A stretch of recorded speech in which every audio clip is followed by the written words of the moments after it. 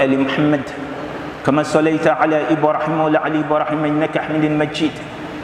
اللهم بارك على محمد وعلى آل محمد كما باركت على إبراهيم وعلى آل إبراهيم إنك حميد مجيد البساء على كان جمع الشيء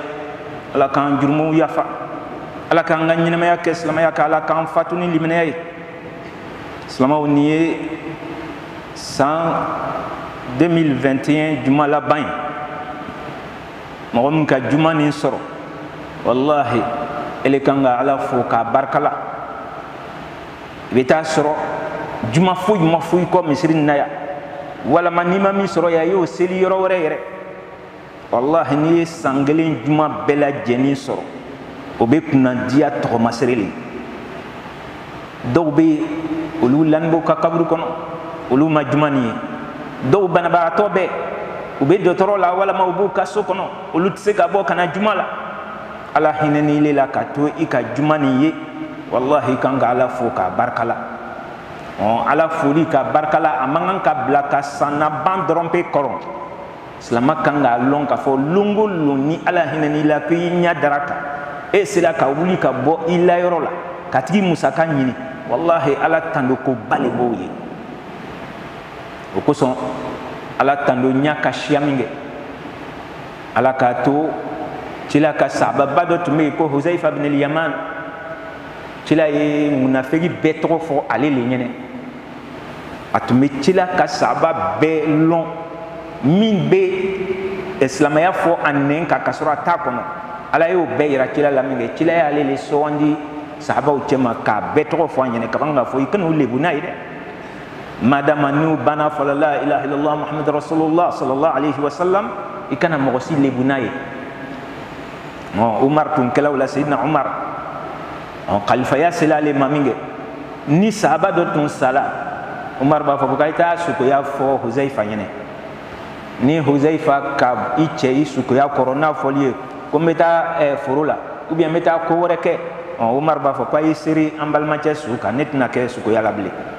parce que ba yira ko munafiki le be soro otigi nyete Huzaifa ti ban kan yisiri islama suka kasoro kata ka furula wala magata kata jawke donc atmiche atgi suko ya korole me atali bu ka fo a chen ka ko magbe la amoke Umar tunga lele kay akabusoli na kili suko ya la alebe almami baye minga biselika na le makala dron Umar fanba ko mo wore placita ka kisira atgi suka albisa alaka ani ala chedia alele tula ka sufe serula أيام أقفي أقول اللهم لك الحمد كله ولك الملك كله وبيدك الخير كله وإليك يرجع الأمر كله على نيته وسره فأنت أهل أن تحمد إنك على كل شيء قدير اللهم اغفر لي جميع ما مضى من ذنوبي وعصمني فيما بقي من عمري وعزلفني عملا صالحا يرضيك عني أبناك سفسلا أي كفله ama fuyi akabongon akoni nte ku banzan atala cila soro kanya fo cila nyene sallallahu alaihi wasallam on cila ko nyene ko ala le tuye meleke do ci kana tandu cugo ya nyaira ila ala tumboke ali seriwele yira la sahaba dola kayira Umar fananna usro la kana la bo cila nyakoro donc jibril tumenna nya shamama abena wakati dawla adama den sawrala on ni ka kisani fleya nimbe Huzaifa ka sufe seli le bonya yira ani mogo ni be fe ala ki bonya ikato ka sufe seli ke so mina ala ka dina yoro do fleni mimbe ala yere tandoli ala yo yira Huzaifa la ka to sufe seli la o ba yira ana ka fo ja sufe seli ka di ala ta'ala islama bebre kangi jija ma cheyani muso yala sani beti kungo fo kolonitigu nyin fenge unyene ni problème bi yere ma cho wakati mina mo be sunola ibe wuli ki seldim na ki ito sujubla ibika problème nya fo ala nyene ala bi deme ni keli yere ka problème nya fo baye ala nyene on doit min fleni fem bele beni kono wallahi tele mangan ka banka bok katabi ne masse kan chien kelin fo muna parce que fem bele va kono do damna ni ka fle ko ala tandu bela jeni bi le tali on yere kan nga yere fleke ibe islamale ni ala bani kela silama ya ifembe dima so mina modo be ala ka diɲɛ fɛn bɛɛ d'o ma silamɛ tɛ n'a sala a bɛ don jahanama on foyi t'i le bolo silamɛya b'i bolo min kɛ limaniya b'i bolo n'i sala i bɛ don alijinɛ sigiya t'o la n'i tɛ fila fara ala kan wallahi ala le y'o laɲini ta a bɛ kuranna kɔnɔ a bɛ hadisaw kɔnɔ n'i sala ka sɔrɔ i tɛ foyi ka fɔ ale ala ma wallahi alijinɛ dili ma o tɛ foyi ye ala ta'ala ɲinɛ o tuma ala k'an bɛ sɔn alijinɛ la wala kal mulku kullu ala ko masaya bɛɛ lajɛlen dafɛn b'i le ta le ye dɛ i bɛ dɔw kɛ masa ye bi sini u ka masaya banna dɔw bɛ kɛ minisiri ye bi walama sanji saba lɔɔri a banna nka ala ka masaya le bɛ kude ye o tuma ala ka to an ka sɔn ala ka masaya ma ko ala hɛrɛ bɛɛ lajɛlen b'i le tali i b'a di i ka jɔnni ma n'a ka di ye cogo min na o kɔfɛ sisan kana fɔ ala fɛn bɛɛ lajɛlen bɛna segin kɔ ele ma dɛ anw adamaden bɛ min ye la an ɲɛ la an bɛ min lɔn an tɛ min lɔn an bɛɛ bɛna sa fɛn bɛɛ bɛna segin kɔ ala le ma wa ilallahi turja'ul umur ala yɛrɛ ko ten fɛn bɛɛ bɛ segin kɔ ale le ma ko bonya n'i ɲɛnɛ cogo o cogo lon dɔ a bɛ ban n'i ye masaw filɛ masa minnu timina k'a daminɛ firawuna ni karuna ninnu ma ani mulku sulemana ninnu n'i y'olu filɛ k'olu tɛ yen bilen ka na an yɛrɛ ka wagati nin na jamana nin président jona a bɛ min n'o tun bɛ o fɔ ye n'u bɛɛ sala min kɛ i bɛ lala k'a fɔ saya nin bɛna kɛ fɛn bɛɛ bɛna segin kɔ ala ma o tuma a bɛ ban k'a fɔ duwawu nin kɔn fa ahlun an tuhmad innaka ala kulli shay'in qadir wallahi ala e ni tando le ka kan sɔn min na e le masa ye min bɛ se ka ko bɛɛ lajɛlen kɛ se b'i ye i bɛ se ka ko bɛɛ lajɛlen kɛ ala tando kɔfɛ n'i bɛ fɛ ka fɛn ɲini i bɛ ala tando le fɔlɔ k'a yira k'a fɔ ale le bɛ se ko bɛɛ lajɛlen na o le kɔfɛ fɛn min b'i le fɛ sɔn min na i ka ɲini fɛn ka dɔgɔ ala ta'ala ɲɛnɛ ka tɛmɛ ala b'o le misaliya yira an na duwawu nin kɔnɔ i bɛ sɔrɔ k'a fɔ an ɲɛnɛ allahumma ighfir li jami' ma madwa min zunubi ala ne ye jurumu minnu kɛ n bɛ min lɔn n tɛ min lɔn n ye min lawula ma n ma min yɛrɛ lawula ma ala dɔw bɛ n kɔnɔ bele dɛ n y'a kɛ piyan o jurumuw kɛla ala n ka dɔw kɛ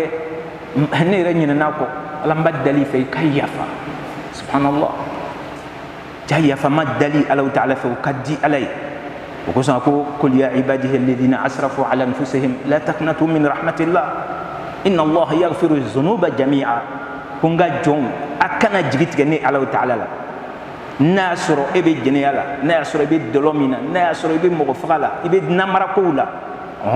ala ta'ala bɛ hinɛ i la i bɛ na juma la min kɛ n'i ye kutuba mɛn o bagara olu kan i bɛ tubi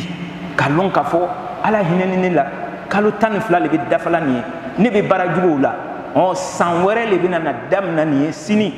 ne b'o ye wa n t'a ye wa n m'a lɔn walama san wɛrɛ min bɛna na daminɛ nin ye ne yɛrɛ saya san ne b'o ye wa n t'a lɔn o tuma ne bɛ n ka tubi daminɛ yɔrɔnin nin bɛɛ n bɛ ka duwawu ni kalan min kɛ ala n ba dali fɛ i ka jurumu tɛmɛniw i k'olu yafa n ye i bɛ taa dɔw ye olu tɛ u ka jurumu tɛmɛni yafa ɲini ala fɛ dɛ olu bɛ taa belebeleba le kɛ bi su in na ko bi ye 31 ye dɔw ma dɔlɔ min u bɛ taa dɔ min a la bi silamɛdenw yɛrɛ la a ma jɛnɛya kɛ dɔw bɛ taa jɛnɛya kɛ bi su in de la k'ale bɛ 31 na dɔw bɛ taa dɔlɔ min fo ale sanfɛla bɛ taa daminɛ ka taa sɔrɔ ale k'a yɛrɛ sɔrɔ kiyama a bɛ ban ka taa don mabiri kɔnɔ walama moto k'ale b'o bori o bɛ taa kun ci a bɛ t'i lɔ ala ɲɛkɔrɔ i bɛ taa mun fɔ ye a ye taa karamɔgɔ kɔ ko kana kulanna karan walahi hali ni kulanna doli i fari ma o la k'i tigi la kaburu kɔnɔ a tɛ foyi ɲa parce que i tagacogo ma ɲa ala ye hinɛ an bɛɛ la an ye tuubi ka segin kɔ ala ta'ala ma ka ban ka fɔ wa'asimni fima baqiya min umri ala n ba deli fɛ n si tɔ nin kɔnɔ n'i banna n jurumu yafala bi i ka minɛ n bolo ma i ka n lataga ala le bɛ adamaden kanda k'i lataga o le bɛ ɲinina yɔrɔnin na nin k'a fɔ ala ne ka ɲɛnamaya tɔ nin kɔnɔ i ka n lataga dɛ n'i ye n to n yɛrɛ bolo kila tun b'o fɔ ni i kana n to n yɛrɛ bolo ɲadatugu ni ɲadaraka o wagatinin kɔnɔ i kana n to n yɛrɛ bolo sɔ mina adamaden wagati dɔw la i bɛ fili wagati dɔw la i bɛ kaaron wagati dɔw la i b'a miiri k'i ɲɔgɔn tɛ sitina bɛ nin bɛɛ kɛ ka adamaden marasa k'a sɔrɔ i bɛ sa mɔgɔw bɛ ɲinɛ i kɔ pewu i ma tile kelen kɛ dugukolo kɔ kan o tuma i b'a ɲini ala ta'ala le fɛ cila tun b'o fɔ allahumma ya muqallibal qulubi thabbit qalbi ala dinik ala e min bɛ dusukun yɛlɛmabaga ye n b'a dali fɛ i kan ta sabati nin to silamɛya nin kan lon bɛɛ ne bɛ na ka na n seli misiri la ala i kana n kabakoya n yɛrɛ ma k'a miiri k'a fɔ ne bɛ nafila sun don ne bɛ kuranna kalan ne bɛ taa i bɛna laban silamɛ i tɛ laban silamɛ ye walahi i t'a lɔn i b'a dali ala le fɛ ko a ka hinɛ i la k'i kandanin to wazlafni amalan salihan yurdika anni ala k'i kan harijigɛ baara la baram bi ke sababu ye e Allah Ta'ala ibe dingen ma kiyamalo wallahi Allah be mo ko ibe islamaye mais bara do be diaye bara nin ko son Allah be tigi do aljine mo tunte akorosi ikakula o do be muye katake corona ka dile ifo katimi wallahi lombe iba hizbu klinglin kala wala ma ibe juzu klin relika wala ma ibe do kala la mo do bitake sun doli kadoye sungalo tede nafla sun ni yale koni yeteneni alamsala ali kana nyingali ke abika sundo ala le on no yale nima ibeta doye wallahi mo hine be kalila na ifandan ka kolon abase ko de mayira kala benata yebe ko le nyini do wala ala fen ala ikaba do diani baram be ke sababu ye e ala yere fanan be digene makiyama lolo donc ambadali Allah Ta'ala fait alaka hine anklingina belajenna amika sani laban alaka sangula bla ansi kono anga banabagato alako lugu basi anga sabagato mbe kabur kono alaka hina belajenna am yere fanani be nyinema yala alaka na ankabako ya an yere ma alaka an jurumu fitini ablulba alaka be ya fani ambe jamana le kono alaka anga jamana ni sabatini to alaka na fitna wula kono aslama jamana fembe ni balawu ba kono amba dali Allah Ta'ala fa alaka balawu dufe alaka balawu dufe alaka balawu dufe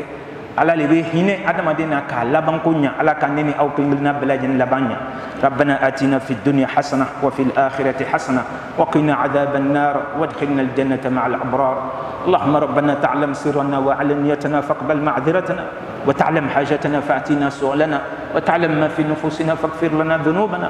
اللهم نسألك إيمانا يباشر قلوبنا ويقينا صادقا حتى نعلم أنه لن يصيبنا إلا ما كتبته علينا ورضا بما قسمته لنا يا ذا الجلال والإكرام ربنا آتنا في الدنيا حسنة وفي الآخرة حسنة وقنا عذاب النار وادخلنا الجنة مع الأبرار سبحانك اللهم وبحمدك نشهد أن لا إله إلا أنت نستغفرك ونتوب إليك سبحان ربك رب العزة عما يصفون وسلام على المرسلين والحمد لله رب العالمين.